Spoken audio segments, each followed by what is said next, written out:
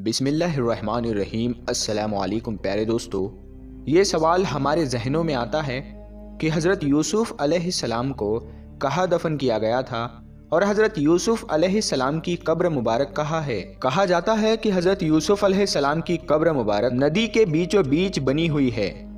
क्या ऐसा वाकई में है और इसके हवाले से हमें क्या मालूमात हासिल होती है, आज के इस वीडियो में हम देखेंगे।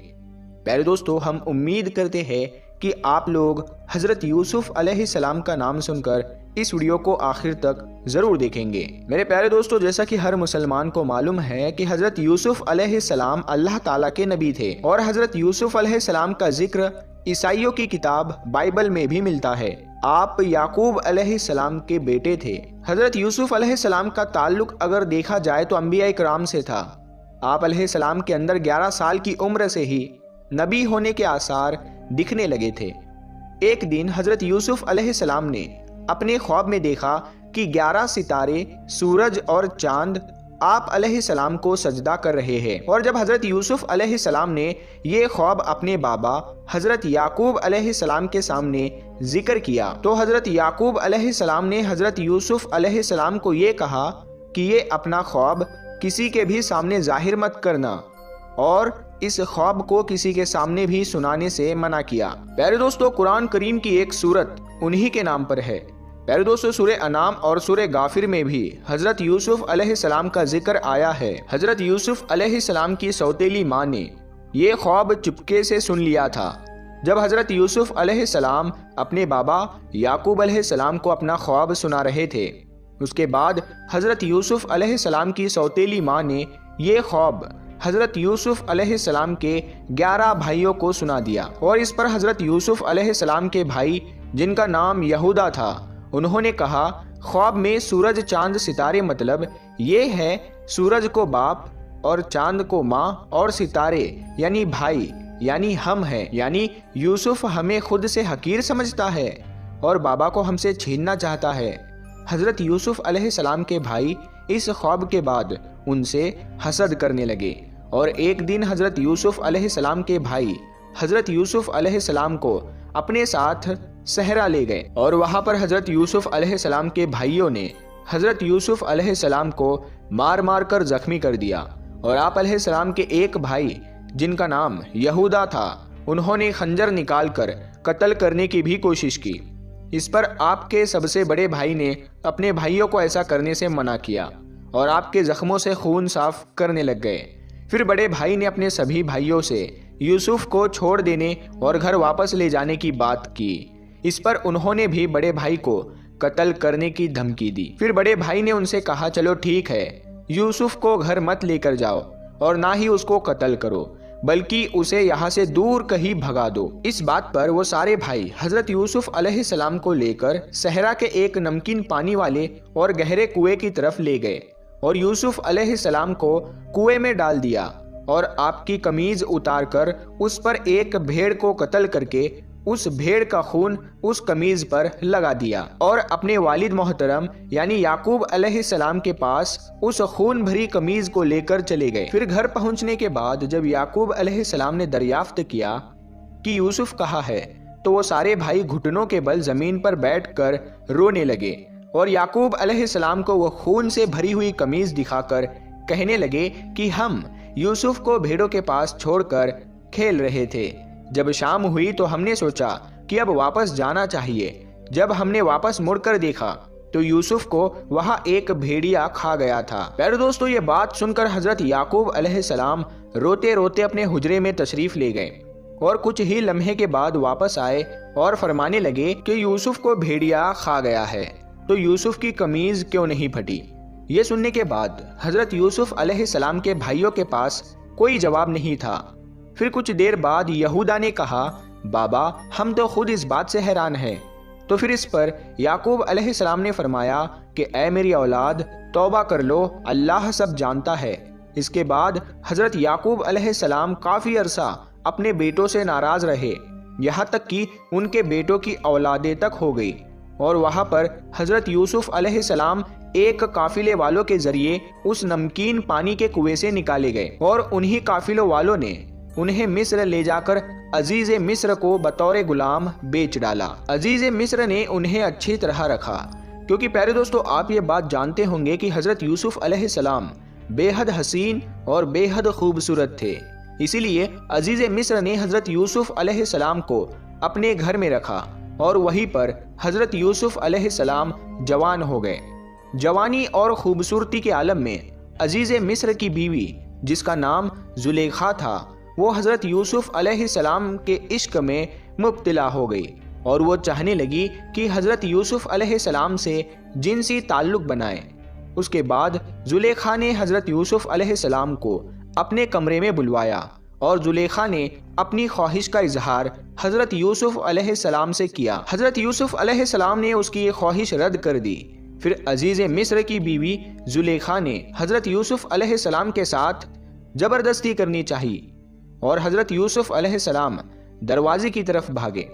प्यारे दोस्तों, जिस कमरे में जुलेखा रहती थी उस कमरे में अंदर दाखिल होने के लिए बड़े बड़े 7 दरवाजे हुआ करते थे और वो इतने बड़े थे, बहुत मजबूत थे।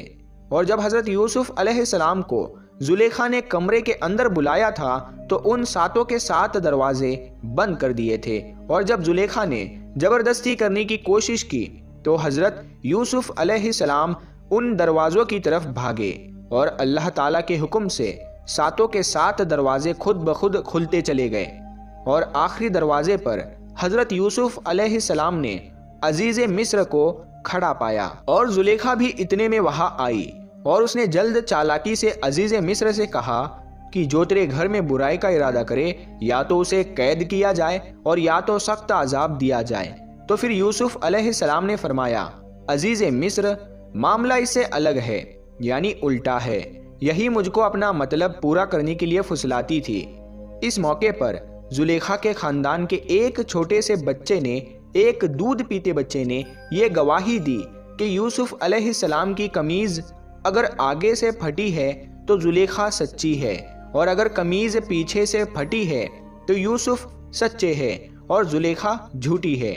दोस्तों, ये हज़रत यूसुफ अलैहिस्सलाम का मौज़ा था कि दूध पीता बच्चा अल्लाह के हुक्म से बोल उठा और हज़रत यूसुफ अलैहिस्सलाम के लिए गवाही देने लगा। लेकिन दोस्तों, इसके बावजूद भी हज़रत यूसुफ अलैहिस्सलाम को कैद कर दिया गया। फिर अल्लाह ताला के हुक्म से हज़रत यूसुफ अलैहिस्सलाम उस कैद से निकाले गए और अमीर मिस्र बनाए गए। और जब हज़रत याकूब अलैहिस्सलाम के शहर में कहत पड़ गया था तो हज़रत याकूब अलैहिस्सलाम ने अपने सभी बेटों को मिस्र जाकर अनाज लाने के लिए अमीर मिस्र के पास मदद हासिल करने के लिए भेजा। तो प्यारे दोस्तों, जैसा कि आपको पता ही है कि हज़रत यूसुफ अलैहिस्सलाम मिस्र के बादशाह बन गए। तो ये बात ना तो हज़रत याकूब अलैहिस्सलाम को पता थी और ना ही उनके भाइयों को पता थी। तो हज़रत यूसुफ अलैहिस्सलाम के भाई जब मिस्र गल्ला लेने आ गए तो उन्होंने अपना प्याला गले में रख दिया और अपने भाई बिन्यामीन को रोक लिया। और इस तरह हज़रत यूसुफ अलैहिस्सलाम ने अपनी कमीज को अपने भाई के हाथ अपने वालिद तक पहुंचाया। और इस तरह हज़रत यूसुफ अलैहिस्सलाम के गम में रो रो कर हज़रत याकूब अलैहिस्सलाम की जो बीनाई चली गई थी, यानी आंखों की रोशनी चली गई थी, वो इस कमीज से वापस आ गई। यार दोस्तों, हज़रत यूसुफ अलैहिस्सलाम ने 120 साल की उम्र पाई थी। हज़रत यूसुफ अलैहिस्सलाम की कब्र मुबारक के बारे में एक बड़ा ही दिलचस्प वाक़िया मिलता है। जब फिरौन ने मिस्र में बनी इसराइल को बहुत तंग करना शुरू किया, उनसे तरह तरह के काम लिया करता था, उनको मारता, उनको दुख पहुंचाता था, उस वक्त हज़रत मूसा अलैहिस्सलाम को अल्लाह ताला का हुक्म हुआ कि सब बनी इसराइल कौम को रातों रात मिस्र से निकाल ले जाओ ताकि फिरौन के जुल्म से इनकी जान छूट जाए। तो प्यारे दोस्तों, हज़रत मूसा अलैहिस्सलाम सबको लेकर चले। जब नील नदी पर पहुंचे तो रास्ता भूल गए और भी किसी की पहचान में रास्ता ना आया। तो हज़रत मूसा अलैहिस्सलाम ने ताज्जुब किया और पुकार कर फरमाया कि जो आदमी इस भेद को जानता हो वो आकर मुझे बताए। तो दोस्तों, एक बुढ़िया ने आकर अर्ज किया कि जब हज़रत यूसुफ अलैहिस्सलाम का इंतकाल होने लगा था तो उन्होंने अपने भाई भतीजों को वसीयत की थी कि अगर किसी वक्त में तुम लोग मिस्र में रहना छोड़ दो तो मेरा ताबूत जिसमें मेरी लाश होगी अपने साथ ले जाना। तो जब तक आप वो ताबूत साथ ना लेंगे तो रास्ता नहीं मिलेगा। हजरत मूसा अलैहिस्सलाम ने उस बुढ़िया से ताबूत का हाल पूछा कि वो कहाँ दफन है। इस बात का जानने वाला भी उस बुढ़िया के अलावा कोई और ना निकला। बुढ़िया ने अर्ज किया कि मैं इस बात को ऐसे ही नहीं बताऊंगी, मुझसे आपको एक बात का इकरार करना पड़ेगा, उसके बाद में ही मैं आपको बताऊंगी हजरत यूसुफ अलैहिस्सलाम का वो ताबूत कहाँ है। हजरत मूसा अलैहिस्सलाम ने उस बुढ़िया से पूछा, अच्छा बताओ वो क्या बात है। इस पर बुढ़िया कहने लगी, वो इकरार ये है कि मेरा खात्मा ईमान पर हो और जन्नत में जो जगह रहने को आपको मिले मुझे भी मिले। तो आप अलैहिस्सलाम ने अल्लाह ताला से अर्ज किया, अय अल्लाह, ये बात तो मेरे इख्तियार में नहीं है। तो इस पर अल्लाह पाक का हुक्म हुआ कि तुम इकरार कर लो, हम उसे पूरा कर देंगे। हजरत मूसा अलैहिस्सलाम ने उस बुढ़िया से कहा कि ठीक है, मैं तुम्हारी बात को मान लूंगा और तुम्हें जन्नत में जो चाहिए वो मिल जाएगा। तो फिर उस बुढ़िया ने हजरत यूसुफ अलैहिस्सलाम के ताबूत का पता बता दिया कि वो दरिया के बीच में दफन था। तो प्यारे दोस्तों, सबने मिलकर उस ताबूत को निकाला। जब उस ताबूत को निकाला गया तो उसके बाद हजरत मूसा अलैहिस्सलाम और बनी इसराइल कौम को रास्ता मिला। और दोस्तों, हजरत यूसुफ अलैहिस्सलाम को मस्जिद खलील फिलिस्तीन में दफन किया गया है। हमारी दुआ है कि अल्लाह ताला हजरत यूसुफ अलैहिस्सलाम को उम्मत मुस्लिमा की तरफ से जज़ाए खैर अता फरमाए, आमीन। मेरे दोस्तों, तो ये थी हमारी आज की वीडियो कि हजरत यूसुफ अलैहिस्सलाम को कहाँ दफन किया गया था। तो हम उम्मीद करते हैं कि आपको आपके सवाल का जवाब मिला होगा और आपको कुछ मालूमात मिली होगी। दोस्तों, अगर आप चाहते हैं कि आप हजरत यूसुफ अलैहिस्सलाम के बारे में शुरू से लेकर आखिर तक सब कुछ जानना, डिटेल में जानना चाहते हैं, तो आप हमें इस वीडियो के कमेंट सेक्शन में ज़रूर बताइएगा। तो हम आपको हजरत यूसुफ अलैहिस्सलाम के ऊपर पूरी एक डिटेल वीडियो बनाएंगे, जिसमें उनके बारे में शुरू से लेकर आखिर तक उनके साथ क्या वाक़या पेश आया, सब कुछ उसमें हम बताएंगे। तो आप देखना चाहते हैं तो आप हमें कमेंट में बताइए कि आप देखना चाहते हैं या नहीं। और दोस्तों, इस वीडियो के लिए एक लाइक तो बनता है। हम उम्मीद करते हैं ये वीडियो आपको पसंद आई होगी। अगर वीडियो आपको पसंद आती है तो इस वीडियो को आप अपने तमाम दोस्तों के साथ में तोहफे के तौर पर शेयर कर सकते हैं। और अगर अभी तक आपने हमारे इस चैनल इसको सब्सक्राइब नहीं किया है तो अभी सब्सक्राइब करें और हमारे चैनल का हिस्सा बने। तो हम मिलते हैं फिर एक नई वीडियो के साथ में। तब तक के लिए अस्सलामु अलैकुम, अल्लाह हाफ़िज़।